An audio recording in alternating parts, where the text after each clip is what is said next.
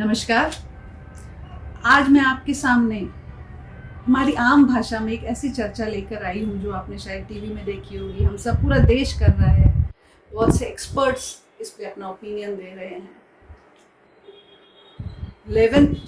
11 की सुबह पूरा देश एक जोश के माहौल में, एक आश्चर्यचकित करने वाला पावर प्ले हमने देखा था भारतीय सेना, भारतीय एयरफोर्स की तरफ से। एक एक एक आनंद था कि दुश्मन को क्या करारा जवाब दिया है।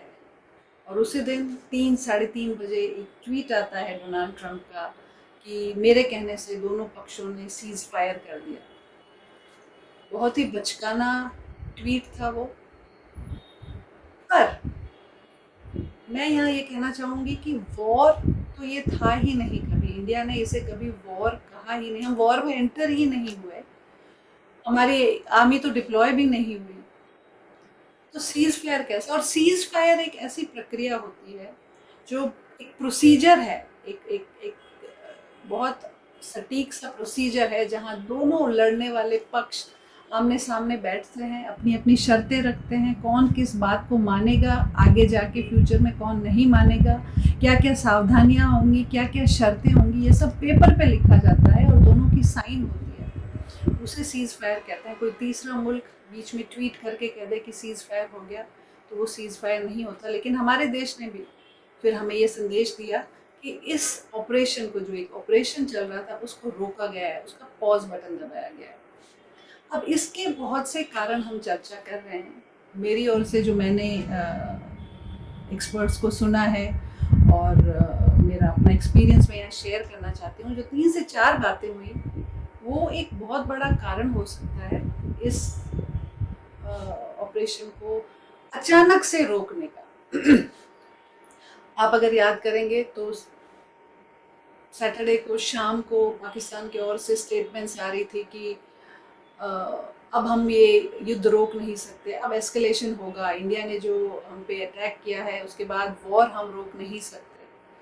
और उसी रात फतेह मिसाइल सिरसा के ऊपर इंटरसेप्ट की गई। और अगर आप उस रात जाग रहे थे और आपने ट्विटर पे लाइव वीडियोस देखे तो एक वीडियो सीसीटीवी का आया था। वो सीसीटीवी नीचे की ओर कैप्चर कर रहा था और ऊपर से ये मिसाइल जो है गई तो बहुत बड़ा सा एक शैडो आया लाइट का, बहुत बड़ा था। जिसने भी वो देखा उसे याद होगा। और फिर वो इंटरसेप्ट हुई है फतेह 2। इनकी बहुत पावरफुल मिसाइल है, काफ़ी लंबी उसकी पहुंच भी है। तो वो इंटरसेप्ट की गई और उसके बाद 11 से लेके 3 बजे तक जो पाउंडिंग पाकिस्तान पे इंडियन एयरफोर्स ने की है, वो मेरे लिए और पूरे देश के लिए आश्चर्यचकित करने वाली थी। मैं नहीं इमेजिन भी कर सकती थी कि इतनी प्रिसिशन और इतनी सटीक अटैक मिसाइल से हमारा देश कर सकता है। आप अगर उस रात जो भी ट्विटर पे था, आप देख रहे होंगे कि कई बेसिस पे, जैसे नूर खान बेस है लाहौर से, DH-6 पे उनके जो हमला हुआ, वहाँ से तो लाइव वीडियोस आ रहे थे। लोकल्स वहाँ से लाइव वीडियो पोस्ट कर रहे थे और नूर खान वाले जो वीडियोस थे वो तो ऐसे बिलीव नहीं हो रहा था कि इंडियन अटैक। ऐसा लग रहा था कि हम ये सिर्फ सुनते थे कि इजराइल ने ऐसा अटैक किया है या अमेरिका ने किया। उस लेवल के अटैक्स थे और मिसाइल्स गिराई गई। एक मिसाइल आ रही है, ये दूसरी आ रही है, गिर रही, उसी जगह पे गिर रही है। तो एक बहुत ही करारा जवाब दिया उस दिन इंडिया ने। उस दिन सुबह अगर आपने पेपर्स पढ़े होंगे तो शहबाज शरीफ ने, नेशनल कमांड अथॉरिटी पाकिस्तान की, ये जो एक उनकी कमेटी है जो उनके न्यूक्लियर पावर्स को कंट्रोल, न्यूक्लियर वेपन्स को कंट्रोल करती है, उसका प्लान बनाती है, उससे क्या करना है, उससे क्या नहीं करना है, इसकी सब कंट्रोल उस कमेटी के हाथ में, अथॉरिटी के हाथ में होती है। उसकी मीटिंग बुलाई है। हम सबको लगा कि पाकिस्तान शायद न्यूक्लियर वेपन तैयार कर रहा है या धमकी दे रहा है या न्यूक्स पे जा रहा है। उसके बाद कई लोगों ने, ये जो आपको पता है कि आजकल की जो लेटेस्ट AI है, उससे आप फ्लाइट्स को ट्रैक कर सकते हैं, किसी भी देश में कौन सी फ्लाइट गई है, कहाँ उतरी है, कहाँ से आई, सब ट्रैक कर सकते हैं। तो एक USA का प्लेन देखा गया जो न्यूक स्निपर है, उनके पास ऐसे प्लेन्स हैं जो हवा में ही रेडिएशन को कैच कर सकते हैं, पता लगा सकते हैं कि यहाँ से रेडिएशन हुआ। वो यूजुअली, क्योंकि यूएस एक पुलिसमैन की भूमिका में रहता है वर्ल्ड की, तो वो यूजुअली कहीं जहाँ भी टेस्ट हुआ है वहाँ उनको पता चल जाता है कि न्यूक्लियर टेस्ट इस देश ने किया है।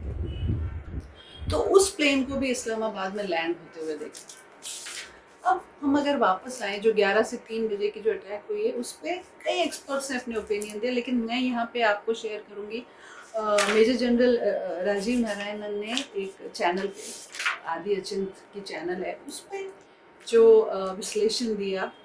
उन्होंने कहा कि हमारा एक जो सरगोदा पे अटैक जो हुआ, वहाँ पे किराना हिल है और वहाँ पे पाकिस्तान की न्यूक्लियर वॉरेट्स की स्टोरेज फैसिलिटी भी है शायद। वहाँ वो बता रहे थे कि टनल्स बनी हुई है ज़मीन में, और ऐसी शायद 7 टनल्स हैं, वहाँ पे अटैक किया गया है। और उन्होंने जो समझाया कि जब ये टनल्स की शायद 5 डोर्स पे अटैक हुआ था, और उसी वक्त एक रिक्टर स्केल पे 4 का एक सिस्मिक रिकॉर्डिंग हुआ था, सिस्मिक मूवमेंट रिकॉर्डिंग हुआ था। हमको लगा था शायद 4, हमें न्यूज़ भी मिली थी कि 4 का एक अर्थक्वेक आया है। उनका ये कहना था कि जो न्यूक्लियर वॉरहेड्स रखे जाते हैं, जब तक क्रिटिकल मास ना मिले तब तक वो एक्सप्लोजन नहीं होता। सरल भाषा में मैं अगर बोलूँ तो यूरेनियम या जो भी ये लोग यूज़ करते हैं, उनको चाहिए कि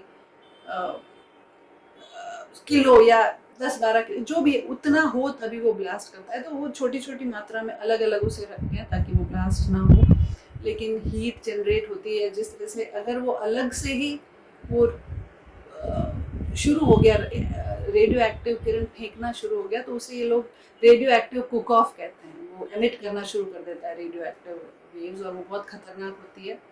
वो किराना में ये radio active cook off, Rajiv ji ने जो उनका जो विश्लेषण था उसके हिसाब से कम 1 या 2 कुक ऑफ्स वहाँ हुए हैं। और अगर ऐसा हुआ है तो वहाँ लोग अंदर जो थे वो तो नहीं बच पाए होंगे, लेकिन उसके अंदर, अब उस फैसिलिटी के अंदर जाना भी आने वाली कई सेंचुरीज तक के लिए संभव नहीं है, क्योंकि वो रेसिड्यू रेडिएशन होता ही रहता है। और इसी तरीके से उन्होंने बताया कि एक जो अटैक हुआ वो जैकोबाबाद पे था, जहाँ पे ये लोग F-16s रखते हैं। जैकोबाबाद अमेरिका को भी बहुत प्रिय है, यहाँ उनके F-16s रखते हैं। वहाँ पे भी चगाई हिल्स के उसमें उनके कुछ न्यूक्लियर वॉरहेड्स हैं, और वहाँ पे भी अटैक हुआ। F-16s इसलिए रखते हैं कि पहले पाकिस्तान पे पास एकमात्र वही विमान जेट था जो कैरी कर सकता है न्यूक्लियर वॉरहेड्स।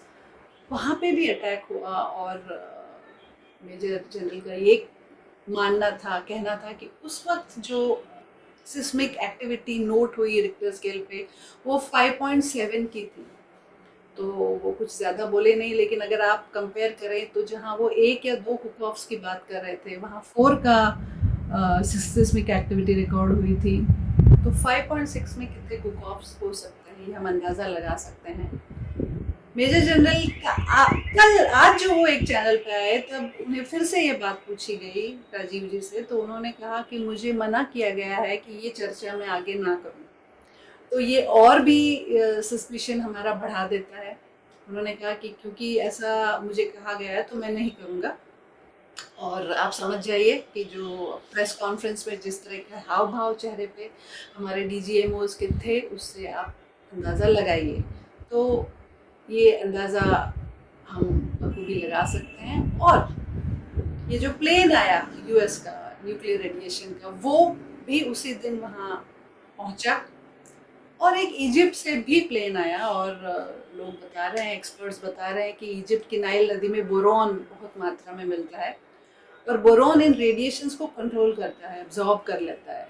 तो वो प्लेन भी आया। तो ये सारी कड़ियाँ कहीं ना कहीं जुड़ती है, लेकिन सबसे बड़ी जो एक प्रूफ मेरे मन में जो मुझे यकीन देने पे मजबूर करती है, वो जितनी अचानक से ये सो कॉल्ड सीज फायर जो ये रोकी गई, ये तसल जो थी दोनों देशों के बीच में, जितनी अर्जेंट बेसिस पे रोकी गई, उसका कारण कुछ ऐसा ही हो सकता है कि कुछ न्यूक्लियर रेडिएशन डिटेक्ट की गई हो, कुछ इमरजेंसी सामने आई हो, और हमें बोला गया हो कि अभी इसको सॉर्ट आउट करना ज़रूरी है पहले, और इसलिए तब तक या अभी ये रोका जाए। इंडिया तो वैसे ही वॉर उसमें नहीं था, पाकिस्तान ने वॉर डिक्लेयर किया था, इंडिया ने कभी वॉर डिक्लेयर ही नहीं किया।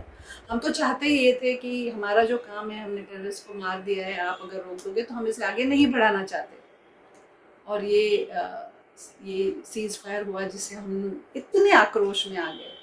लेकिन हमें चाहिए कि जो कई हमारे आर्मी के लोग बता रहे थे कि फॉग ऑफ वॉर होता है, उससे जब वो धुंध जब हटेगी तो सब क्लैरिटी आएगी। तो हमको समझना है और भरोसा रखना है। आप सोचिए जब हम इतनी जोश में थे तो हमारी सेना और हमारे प्रधानमंत्री कितनी जोश में होंगे कि हमने इतना इतना पावर प्ले जो दिखाया है वर्ल्ड को, तो उनको भी इतने आगे बढ़ के पीछे स्टेप लेने में कितना अंदर से स्ट्रांग होना पड़ा होगा। तो हम भी स्ट्रांग रहें और इस बात का बहुत गौरव करें कि आज भारत मिलिट्री पावर की जो लैडर है उसमें कई गुना ऊपर चढ़ गया। जय हिंद, धन्यवाद।